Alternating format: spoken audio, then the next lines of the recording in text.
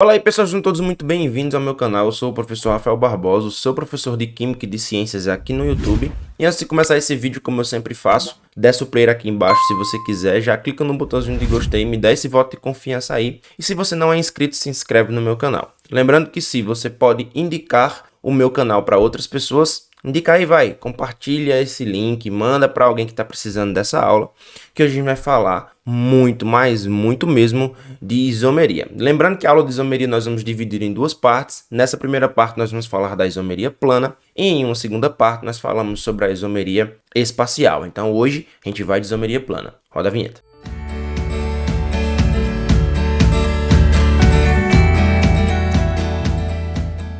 Pois bem, galera, quando a gente fala de isomeria, muita gente confunde com isomeria com uma característica. Isomeria não é uma característica, isomeria é um fenômeno que acontece na química, onde substâncias que são diferentes apresentam a mesma fórmula molecular. O que vai diferenciar os isômeros, dada a sua característica de apresentar os mesmos átomos e os mesmos elementos nas mesmas quantidades, é duas coisas. Ou a disposição dos átomos no espaço, ou seja, a forma espacial deles, ou então a sua estrutura. Hoje, como nós vamos falar da isomeria plana, a diferença entre os compostos está na estrutura. Então já fique claro para você que está estudando isomeria que na isomeria plana eu só consigo diferenciar dois ou mais compostos se eu conseguir visualizar a sua estrutura plana. Beleza? Por quê? Porque eles vão apresentar as mesmas quantidades de átomos, vão apresentar, obviamente, os mesmos elementos químicos, porém, a diferença estará na sua estrutura plana. Perfeito? Então, a isomeria nada mais é do que um fenômeno de dois ou mais compostos apresentarem a mesma fórmula molecular. Bom, a isomeria, ela se caracteriza como um fenômeno. Esse fenômeno, como eu mencionei, você vai ter dois ou mais compostos que vão apresentar a mesma fórmula molecular. Quando eu falo de mesma fórmula molecular, leia-se o mesmo número de elementos, obviamente, né, os mesmos elementos, e, consequentemente, o mesmo número de átomos. Então, toda vez que a gente fala dessa isomeria, isso acontece. Nos isômeros planos, a gente vê essa diferença entre os compostos através da sua fórmula estrutural, ou seja, a maneira como esses átomos eles se ligam, que a gente consegue ver como é que isso acontece a partir da isomeria plana. Já na isomeria espacial, não. Muitas vezes a posição, o ligante está na mesma posição, né, no mesmo lugar, mas espacialmente ele está deslocado e isso pode gerar uma propriedade diferente no composto, certo? Então a existência de isômeros ela não é restrita apenas a compostos orgânicos, embora sejam os compostos orgânicos os mais estudados em relação à isomeria. Já no ensino médio, a gente trata mais de isômero relacionado a composto orgânico. Porém, compostos inorgânicos apresentam também isomeria. Vou dar um exemplo para vocês. O cianato de amônio e a ureia, que são, nada mais são do que compostos inorgânicos, certo? Nessa condição aqui, especialmente o cianato de amônio, né? Que é isômero da ureia. Ou dois compostos inorgânicos, como é o caso do cianeto de hidrogênio e o isocianeto de hidrogênio. É importante lembrar que esses compostos, quando isômeros em inorgânicos, eles são muito raros, porque na maioria das vezes eles têm uma certa instabilidade. E pelo fato de apresentarem essa instabilidade, dificilmente eles se apresentam de forma natural dentro da natureza, tá? Como é que a isomeria ela pode ser dividida? Ela pode ser dividida em isômeros planos, que é o que nós vamos ver nessa aula de hoje. Dentro desses isômeros planos, nós podemos ter isômeros de função, de posição, de cadeia ou núcleo, metameria ou compensação e tautomeria, ou também chamado de isomeria dinâmica. Quando nós tratamos de isômeros espaciais, eles são chamados de estereoisômeros, que são aqueles isômeros onde a diferença entre eles está na posição espacial, tá? Aí nós temos os isômeros geométricos, que são os isômeros cis e trans, mas dentro deles nós vamos estudar a isomeria EZ, que também é importante. E nós temos os isômeros ópticos, que eles também são chamados de enantiômeros, tá? Que eles vão possuir características exclusivas para esse tipo de isomeria. Na isomeria plana, que é o que nós vamos ver nessa aula, nós vamos ter estruturas bem diferentes, ou seja, a gente só consegue ver a diferença entre os compostos quando a gente analisa a estrutura. E, neste caso, nós precisamos entender que eles também podem ser chamados de isômeros constitucionais. Vamos entender por que isso acontece. Olha só, aqui nós temos dois isômeros de função. Esses isômeros são de função por quê? Porque no composto 1, que é esse aqui que eu vou chamar ele, eu tenho um éter, perfeito? um éter. Oxigênio entre dois carbonos é um éter. Já no segundo composto, nós temos aqui um álcool. Então, hidroxila ligada a carbono saturado é um álcool. Mas se eu analisar do ponto de vista molecular, eles possuem os mesmos elementos e átomos nas mesmas quantidades. Então, ambos têm 4 carbonos, 10 hidrogênios e 1 oxigênio. Portanto, eles são isômeros. Mas eu só consigo visualizar a diferença entre eles quando eu analiso as suas estruturas. Por isso são chamados de isômeros planos ou constitucionais, certo? O primeiro tipo é a isomeria plana de cadeia. O próprio nome já diz. Sempre quando a gente vai analisar essa isomeria plana, o tipo de isomeria relata a diferença entre os compostos. Nesse caso, nós temos isômeros, que têm o mesmo número de átomos, os mesmos elementos, mas a diferença entre eles está onde? Na cadeia. A gente pode observar aqui, esses isômeros aqui, eles têm a mesma fórmula molecular, 6 carbonos e 12 hidrogênios, mas em um eu tenho uma cadeia normal, no outro eu tenho uma cadeia ramificada. Então a diferença entre os dois está na cadeia. Um outro tipo de isômero de cadeia pode ser, por exemplo, na presença de funções orgânicas. Aqui eles apresentam a mesma função orgânica, que no caso são aminas, embora aqui seja uma amina primária e aqui uma amina terciária. Mas eles são isômeros porque apresentam o mesmo número de carbonos, o mesmo número de hidrogênios e nitrogênios. Porém, em um eu tenho uma cadeia heterogênea e em outro eu tenho uma cadeia homogênea. Aqui a nossa amina está como heteroátomo, aqui ela não está como heteroátomo. Perfeito?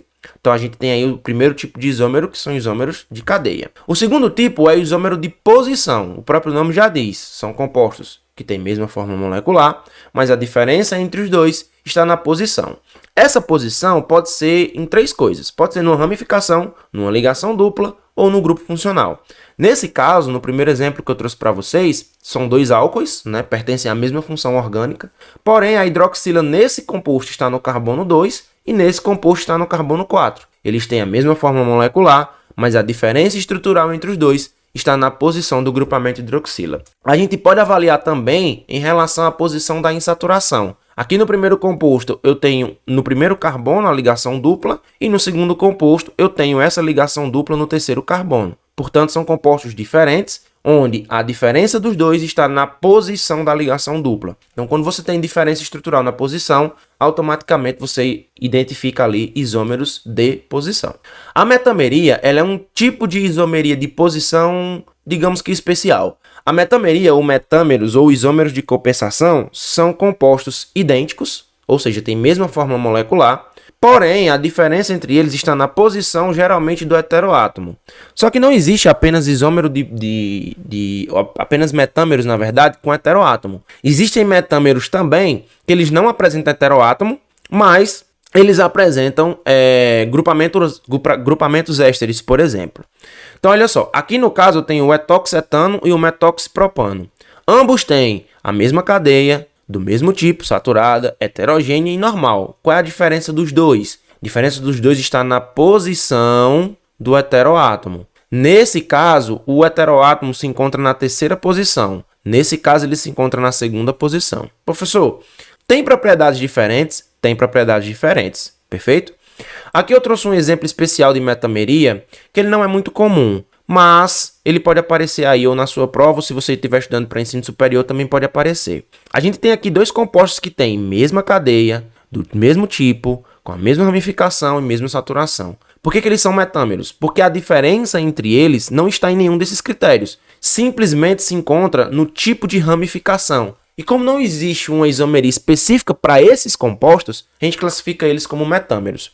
O terceiro exemplo, também muito comum, é quando nós temos a função éster, certo? Tem aula aqui no canal, clica aqui no izinho, onde tem aula falando sobre funções orgânicas oxigenadas, tá? Sobre todas as funções orgânicas, na verdade. Nesse caso, a gente tem o pentanoato de etílio e aqui o butanoato de propila. Qual a diferença dos dois? Eles têm a mesma forma molecular, mas a posição do éster é diferente. Então, eles são metâmeros, tá bom? É um tipo de isomeria de posição, digamos assim, mas ela tem uma classificação própria, no caso, chamada de metameria. O outro isômero que nós vamos comentar é o isômero plano de função. Como o próprio nome diz, a diferença entre os dois está na função. Os isômeros de função mais comuns são álcool e éter, né? Toda vez que você tem um álcool, o éter dele é seu isômero de função. Um aldeído e uma cetona, né? Então eles têm a mesma fórmula molecular, a diferença dos dois está na função orgânica. E eu trouxe para vocês os principais casos de isomeria funcional.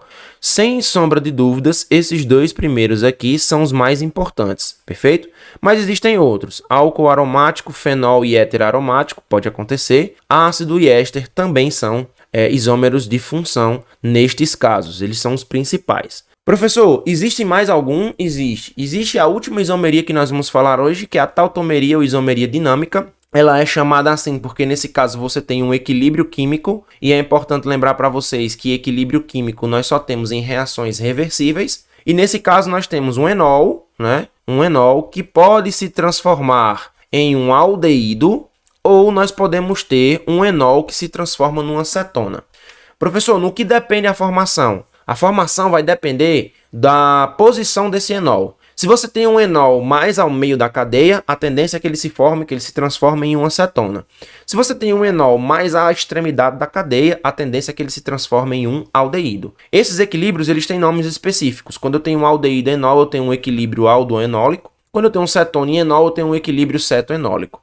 Professor, o que é um enol? Um enol é um tipo de álcool onde você tem a hidroxila ligada, um derivado, na verdade, do álcool, onde você tem a hidroxila ligada a carbono insaturado. Nesse caso, com ligação dupla, tá? Essa ligação dupla ela pode sofrer ressonância e sofrendo essa ressonância, né, que é a sua mudança de posição, você vai aí garantir a formação de um novo composto, nesse caso de um aldeído, podendo ser também a transformação disso em uma cetona. Então, na tautomeria, nós temos a estabilidade dos compostos, que nesse caso são super importantes para determinar quem vai ser o produto majoritário dentro de uma solução. Então, por exemplo, entre um enol e uma cetona, 99% das vezes a gente vai ter a cetona pelo fato da cetona ser mais estável. Então, o fato dela ser mais estável faz com que a gente tenha aí a probabilidade de apresentar uma cetona em maior quantidade em uma solução. Da mesma forma acontece quando você tem um aldeído e um enol. Você tem um aldeído na forma mais estável. Então, o composto ele vai tender a permanecer em sua forma mais estável.